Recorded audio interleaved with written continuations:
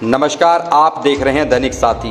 हरियाणा के रेवाड़ी व बावल विधानसभा के तीन गांव में मुख्यमंत्री का जनसंवाद कार्यक्रम रविवार को संपन्न हो गया। 3 दिवसीय जनसंवाद कार्यक्रम की खास बात यह रही कि गांव खंडोड़ा में अपने माता पिता को खो चुके 10 साल के बच्चे की 4000 रुपये की पेंशन महज कुछ घंटों में बना दी गई। इतना ही नहीं, पीला राशन कार्ड की बात हो या लोगों को पेंशन की, मुख्यमंत्री के बीच लोग फरियाद लेकर पहुंचे तो महज कुछ घंटों के बाद पेंशन व बीपीएल राशन कार्ड जारी कर दिए गए। सवाल बड़ा यहां पर यह भी उठता है कि जब मुख्यमंत्री के आदेश पर महज कुछ घंटों में लोगों को लाभ मिल सकता है तो आखिर जिम्मेदार सालों तक लोगों की सुविधाओं पर क्यों ताला लगाए रखते हैं। मुख्यमंत्री ने खुद कहा कि छोटी छोटी समस्याओं को दूर करना उनका उद्देश्य है। लोगों के बीच जाकर पूछा जा रहा है कि वह सरकार की नीतियों से कितने संतुष्ट है। उन्होंने यह भी कहा कि जब लोगों से पूछा जाता है तो जनता संतुष्ट दिखाई देती है। वहीं 2013 से लंबित चल रहे रेवाड़ी के नए बस स्टैंड निर्माण को लेकर भी मुख्यमंत्री ने हरी झंडी दी। धारूहेड़ा से आने वाले गंदे पानी पर मुख्यमंत्री ने गंभीरता दिखाते हुए समाधान की बात कही। वहीं धारूहेड़ा में मुख्यमंत्री की ओर से औद्योगिक संगठनों के लोगों के साथ बैठकर समस्याएं सुनने के बाद समाधान का आश्वासन भी दिया गया। रेवाड़ी पहुंचे मुख्यमंत्री ने रेवाड़ी को नगर निगम बनाने पर भी जवाब दिया। अब देखिए 3 दिवसीय जनसंवाद कार्यक्रम के समापन पर लोक निर्माण विश्राम गृह रेवाड़ी में पत्रकारों से रूबरू होते मुख्यमंत्री मनोहर लाल खट्टर ने क्या कहा। और जैसा मित्रों आपको पहले से ही जानकारी मैंने दी है कि जन संवाद के कार्यक्रम ये मेरे चल रहे हैं और 6ठा राउंड ये आज पूरा हुआ है। हर राउंड में 3 दिन का मेरा कार्यक्रम बनता है, जिसमें 2 जिले तो कंप्लीट हो गए हैं, एक महेंद्रगढ़ जिला और एक पलवल जिला। बाकी जिलों में 2-2, 3-3 विधानसभाएं करके और जिले भी टच हुए हैं। अब जैसे जैसे आगे बढ़ेगा कुछ जिले कंप्लीट होता जाएंगे, कुछ पार्ट चलते रहेंगे। उन सब में मेरा जो काम, जो बातचीत करने का प्रकार आपने देख ही लिया है प्रत्यक्ष। हमने जो आज तक किया है, जनता से पूछते हैं जनता कितनी उसमें संतुष्ट है। हमारी सब नीतियाँ जनता से पूछने के बाद हमको लगता है कि हमने अच्छी नीतियाँ बनाई हैं और उसका लाभ जनता तक पहुँच रहा है। मुख्य रूप से सरकारी योजनाएं उनके डोर स्टेप तक पहुँचे, उसके लिए उनको भाग दौड़ न करनी पड़े, उनको सरकारी दफ्तरों में जाकर न काटने पड़े, उसमें बहुत अच्छी सफलता हमको मिली है। चाहे वो ट्रांसफर्स हो, चाहे नियुक्तियाँ हो, चाहे आयुष्मान कार्ड की बात हो, उसका लाभ मिलने की बात हो, या फिर राशन कार्ड मिलने की बात हो, ऐसे सब चीज़ें जनता संतुष्ट है। प्रत्येक खड़े होकर लोग बताते हैं इसका लाभ हमको मिला है। भ्रष्टाचार रहित शासन की जो बात हमने की है उसको जनता महसूस कर रही है। ऑनलाइन सर्विसेज में जब शुरू की जाती हैं उसमें प्रारंभ में कुछ कठिनाइयाँ आती हैं, लेकिन अब सिस्टम ऐसा सेट हो गया है कि ऑनलाइन सिस्टम उसी समय उन समस्याओं का समाधान भी करता है। जैसा अभी मैंने प्रत्यक्ष जा के पूछा कि किसी की पेंशन नहीं बनी है, जितने लोगों ने हमें खड़े होकर के बताया 24 घंटे में उनकी हमने पेंशन कई बुजुर्गों के बनवा के दी। एक बालक का केस डेस्टिट्यूट चाइल्ड, उसके माता पिता का देहांत हो गया, दादी पालती है, तो उस बच्चे का जो 4000 रुपये मासिक पेंशन वो 24 घंटे में बनवा करके हमने दी है। तो इस प्रकार से सारे काम ये सब किए गए हैं। शनिवार कल के दिन मेरा एक हर शनिवार को सायंकाल 5 बजे कार्यक्रम चलता है, किसी एक प्रकार के बेनिफिशियरी से बातचीत करता हूँ। कल हमने बातचीत की आपकी बेटी हमारी बेटी, ये योजना हमने शुरू की थी, जिसमें 21,000 रुपया प्रत्येक बेटी, अनुसूचित जाति की तो पहली बेटी से, और जो अदर देन अनुसूचित जाति हैं उनकी पहली के बाद आगे 2-3 बेटी, आगे दूसरी तीसरी जो बेटी होती है उसके जन्म होते ही 21,000 रुपया हम भारतीय जीवन बीमा निगम उनके खाते में जमा कराते हैं।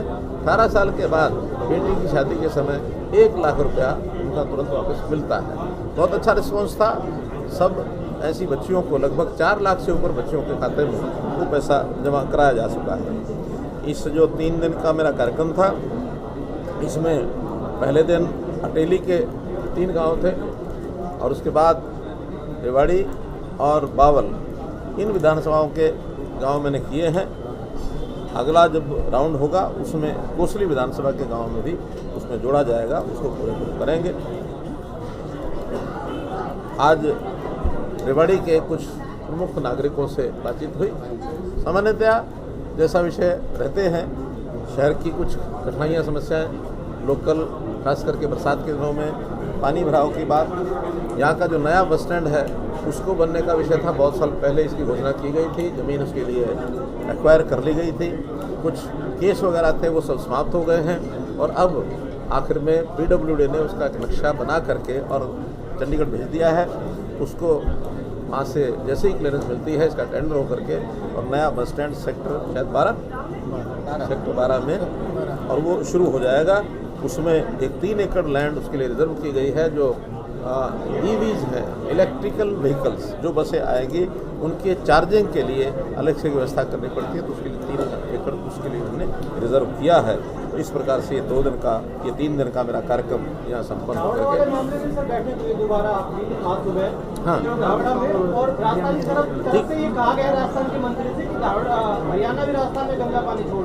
आपने जो बात कही है वो ठीक ये है कि आज कल मैं प्रत्यक्ष जो भिवाड़ी में जिस प्रकार से पानी बह करके वहाँ से आता था उसको देख करके आया हूँ।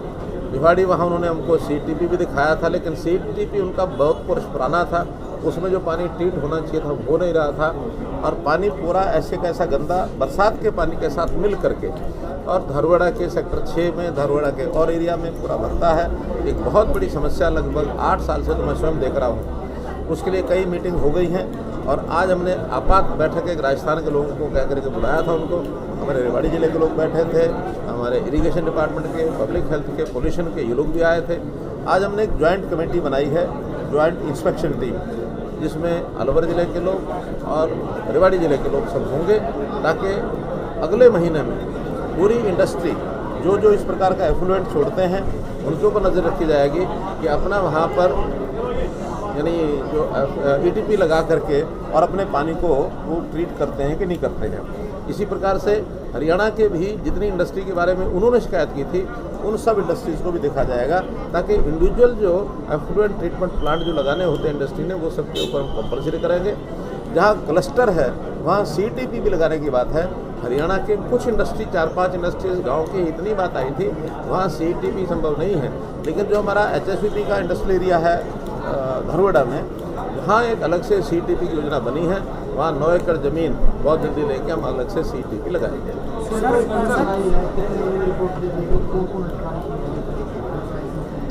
पोल्यूशन कंट्रोल बोर्ड के लोग अधिकारियों को तय करेंगे, 3 लोग उधर से होंगे, 3 इधर से होंगे और उनमें जो भी सीनियर मोस्ट अधिकारी दोनों में से होगा वो उसको चेयर करेगा और लगातार महीना भर अभी इंस्पेक्शन करेंगे, उसके बाद रिपोर्ट देंगे।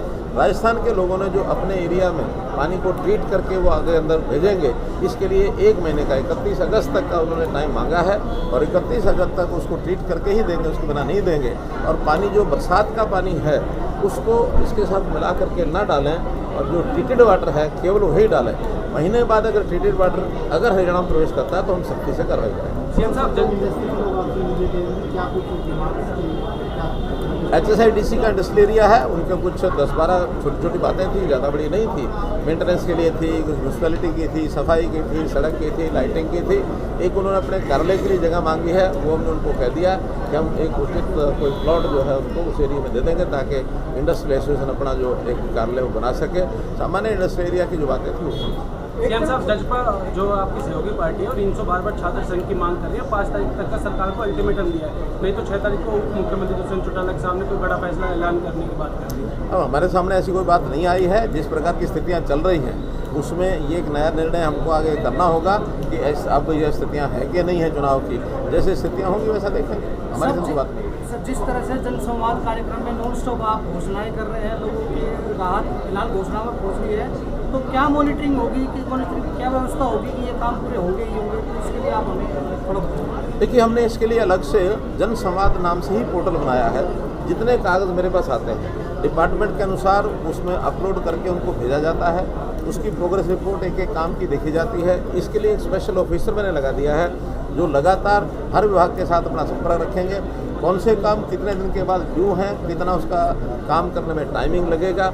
तो जो रेड जोन में चले जाते हैं, जो लेट होते हैं, उसके ऊपर नज़र मैं खुद रखूँगा।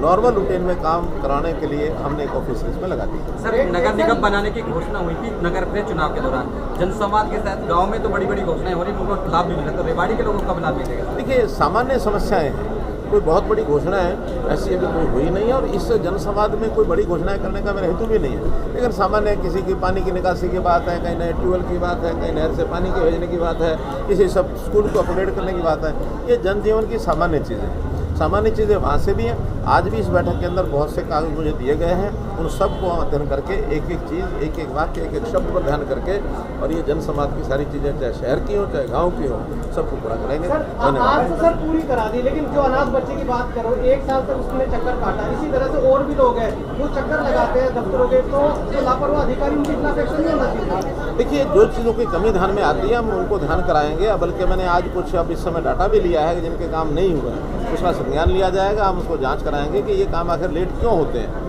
कहीं पर लापरवाही है उसका संज्ञान लेंगे, सिस्टम में गड़बड़ है तो सिस्टम को ठीक करेंगे।